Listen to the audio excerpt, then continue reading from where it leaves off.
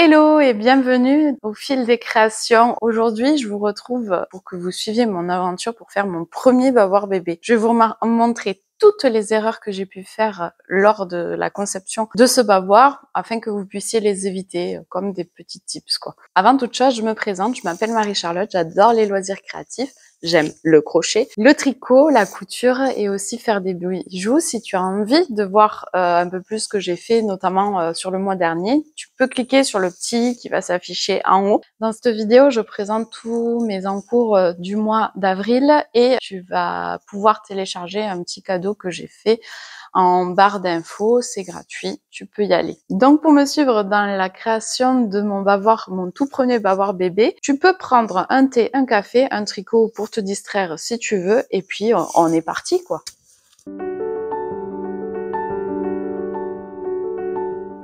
Ce que j'ai fait en premier, c'est que je suis allée sur Google, j'ai cherché patron pour bavoir à télécharger et à imprimer gratuitement. Je cherchais un bavoir de 0 qui aille à un bébé de 0 à 6 mois que je pourrais offrir, qui soit entre deux tailles. C'est-à-dire que ça, typiquement, c'était trop petit. Les bavoirs bandana, c'est trop petit aussi. Mais ça, c'était trop grand. En fait, c'est un bébé qui est encore allaité, donc il ne mange pas encore de petits pots. Ça, c'est plus la dimension pour les petits pots et tutti quanti.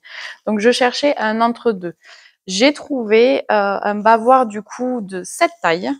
Là, c'est un bavoir qui est typiquement dans le commerce, hein, sur le site de Fil en Amour. Donc, on se retrouve sur mon écran d'ordi pour que je vous montre un peu le site de Fil en Amour. Du coup, c'est une créatrice qui met à disposition plusieurs patrons de création qu'elle a faites. Donc là, on a une gigoteuse qui est niveau débutant. Ce qui est bien sur son site, c'est qu'elle note vraiment le niveau qu'il faut avoir pour réaliser ses patrons. Pareil pour le doudou lapin. Moi, j'aurais bien aimé le faire typiquement, mais vous voyez, le patron est de type avancé pour une couturière avancée. Donc du coup, moi, là, ce qui m'intéressait, c'était le patron du bavoir. Le seul truc que j'ai, c'est que le bavoir, comme vous avez pu le voir, il a une forme pointue. Et moi, ce qui m'intéressait, c'est d'avoir un patron, du coup, avec une forme arrondie. Donc, j'ai découpé le patron en forme arrondie pour avoir un arrondi plutôt qu'une pointe. Voilà. Le matériel qu'il faut avoir, donc un tissu en bambou ainsi qu'un coton tout simple parce que je suis totalement débutante et qu'il faut pas de stretch. Un matériau Ecotex pour bébé tout simplement. Après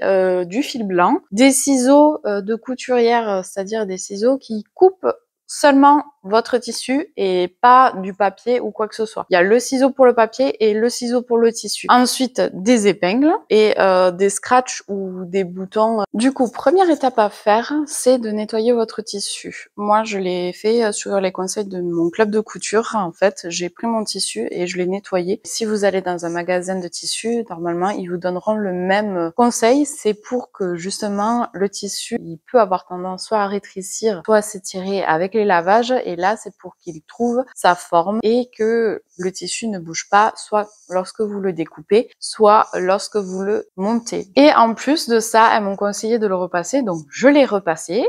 J'ai fait pour une fois mon travail de repassage. J'avais dit, je vais filmer cette étape parce que c'est extrêmement rare que j'utilise mon frère à repasser. Devinez quoi? La vidéo, aléa du montage, elle a absolument disparu. Tout bonnement, elle a disparu. Vraiment, j'ai voulu la mettre sur mon PC et là, pouf, plus de vidéo. Donc, ce qu'on va faire, c'est qu'on va mettre une personne qui repasse pour moi. Attention, personne qui repasse.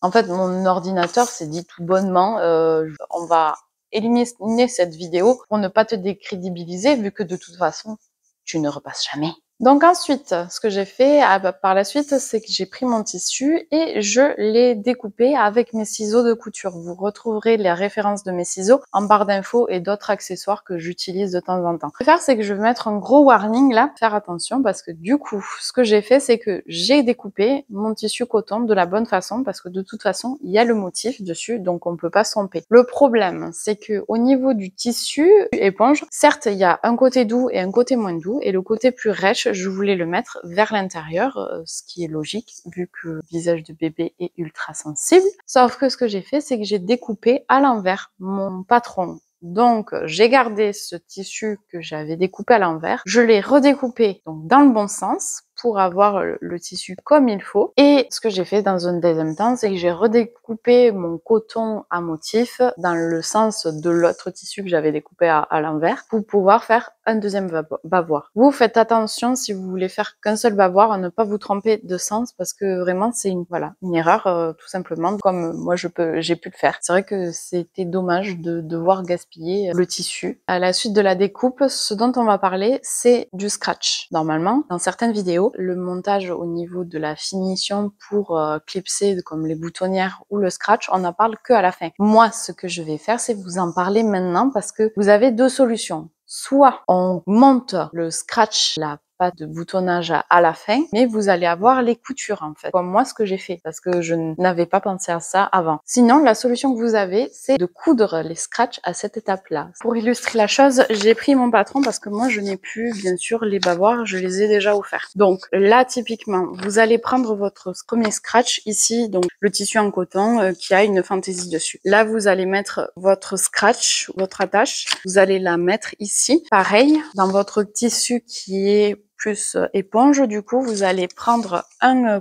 scratch, l'autre côté du scratch que vous allez coudre ici. Et comme on va coudre après endroit contre endroit et retourner l'ouvrage, les coutures ne se verront pas. Donc vous pouvez découper le scratch en forme circulaire ou un petit peu en demi-lune. Moi j'avais choisi la demi-lune, après vous faites comme vous voulez. Quand je vais refaire mon bavoir, je pense que je vais le faire à cette étape-là de conception parce que ça se fera beaucoup plus propre à la finition en fait. Donc après avoir découpé mon tissu où vous mis les scratchs, moi ce que j'ai fait c'est que j'ai mis les deux tissus endroit contre endroit et je les ai épinglés en laissant un espace pour retourner le bavoir. Un autre conseil à vous donner, c'est de le laisser de ce côté-là. C'est-à-dire que quand vous allez retourner votre bavoir, vous aurez moins de difficultés à récupérer le petit couicoui là pour le passer, plutôt que ce soit de l'autre côté et qu'il faille le passer par là pour du coup le retourner.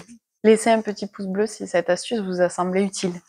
Vu que c'est ma première fois, j'ai mis énormément de temps à régler ma machine et en plus, bien sûr, je me suis trompée. Du coup, j'ai redéfait, j'ai refait et j'ai redéfait. Le premier bavoir, j'ai dû le défaire et refaire 2 fois parce que la première fois, ma machine, tout simplement, la tension de fil n'était pas du tout réglée comme il fallait.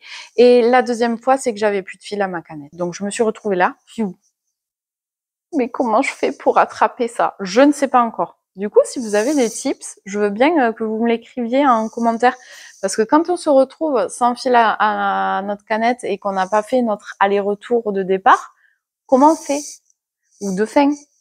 Comment on fait pour pas que ça se défasse? Par contre, j'ai réussi à me faire ma canette pour la première fois, du coup. C'est un truc check. Vous étonnez pas si vous démarrez et que vous défaites et refaites vos ouvrages plusieurs fois. C'est pour ça qu'il faut commencer par des projets très simples comme celui que j'ai pris. C'est parce que le coton, ça s'abîme. Déjà, ça s'abîme moins. En plus, ça coûte moins cher et vous avez moins, entre guillemets, vous êtes moins dégoûté de devoir défaire et refaire le projet, quoi. Donc, après avoir fait l'ensemble de mes coutures et retourné mon bavoir avec mon ouverture qui est sur le côté ici, tu te souviens, hein, c'est sur le côté. Et j'ai fait une couture invisible. La vidéo pour la couture invisible, vous la retrouverez en barre d'infos. Il y a une personne qui l'a très bien faite. Moi, j'y suis arrivée du premier coup aussi. Donc, je vous mets tout en barre d'infos. Ce sera beaucoup plus clair pour vous. Après avoir fait ma couture invisible, ce que j'ai fait, c'est que j'ai fait une couture sur l'endroit de mon ouvrage, tout le tour à peu près à 50 mm pour avoir un aspect net et que le tissu ne bouge plus lorsqu'il est nettoyé ou autre. En résumé, avant de faire ce projet, j'aurais aimé savoir qu'il fallait que je fasse attention au sens du tissu lorsque je le découpe, de vérifier la canette, notamment lorsque je vais entamer une couture et que je sais qu'il va falloir que je la termine, de monter le scratch d'un bavoir avant de monter l'ensemble du bavoir et de faire une ouverture sur un côté plat et de ne pas le faire sur un arrondi pour que ça fasse propre. J'ai quelque chose dont je ne vous ai pas parlé du coup, c'est qu'il va falloir que je progresse à un certain niveau. Vu que je débute seulement, lorsqu'il y a des arrondis, j'ai tendance avec la machine à devoir lever le pied de biche, tourner mon projet, baisser le pied de biche, refaire quelques points, relever mon pied de biche, rebaisser mon pied de biche, ça me prend énormément de temps et c'est quelque chose qu'il va falloir que je voie pour les prochaines fois pour pouvoir m'améliorer et pour ça, il n'y a que l'entraînement, faire et refaire, refaire, refaire. Je tiens à vous remercier énormément d'être arrivé jusqu'au bout de la vidéo si vous y êtes arrivé. Mettez en commentaire le mot marraine si vous êtes parvenu à la fin de cette vidéo. En attendant une prochaine vidéo, prenez soin de vous, de ceux qui vous aiment et restez créatifs.